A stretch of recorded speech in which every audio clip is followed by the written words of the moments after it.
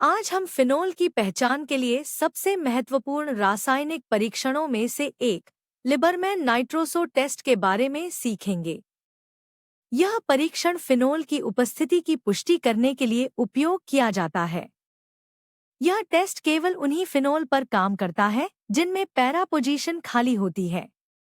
यदि para position पर कोई अन्य ग्रुप जुड़ा है तो यह रंगीन प्रतिक्रिया नहीं देगा।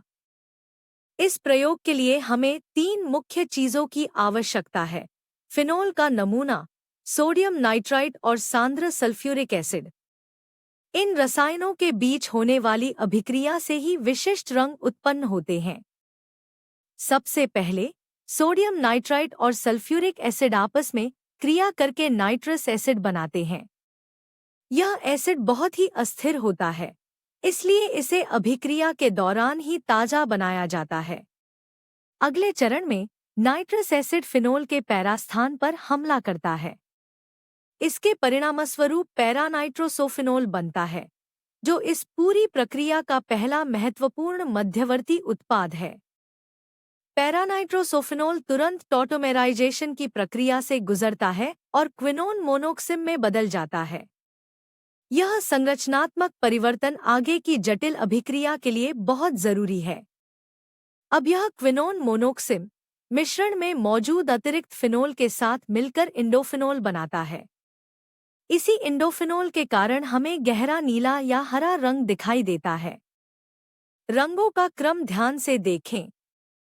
शुरुआत में मिश्रण नीला या हरा होता है।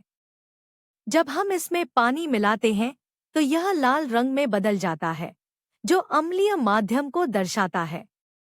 अंत में जब हम इस लाल घोल में सोडियम हाइड्रोक्साइड यानी क्षार मिलाते हैं तो यह फिर से गहरे नीले रंग में बदल जाता है। यह इंडोफिनोल के सोडियम नमक बनने के कारण होता है।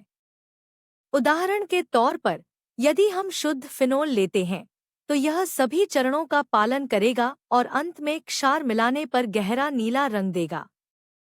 यह एक सफल परीक्षण है। अब पैराक्रेसोल को देखें। यहाँ पैरा पोजीशन पर मिथाइल ग्रुप मौजूद है।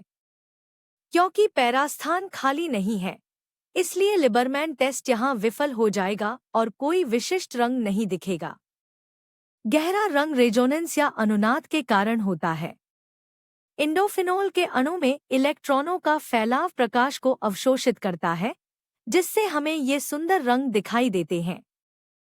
लैब में यह टेस्ट करते समय सावधानी बरतें। सांद्र सल्फ्यूरिक एसिड बहुत संक्षारक होता है।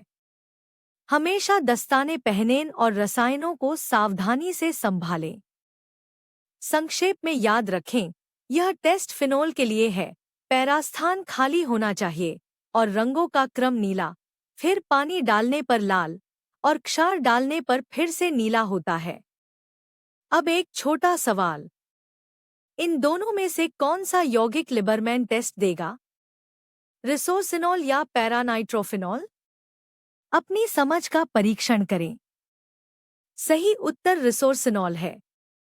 इसमें पैरास्थान खाली है, जबकि पैरानाइट्रोफिनॉल में पैरास्थान पहले से ही भरा हुआ है, इसलिए वह यह टेस्ट नहीं दे सकता। उम्मीद है कि अब आप लिबरमैन नाइट्रोसो टेस्ट की क्रियाविधि और इसके महत्व को अच्छी तरह समझ गए होंगे। रसायन विज्ञान के ऐसे ही रोचक विषयों को सीखते रहें। देखने के लिए धन्यवाद। यह वीडियो विजन सॉल्व एआई द्वारा तैयार किया गया है।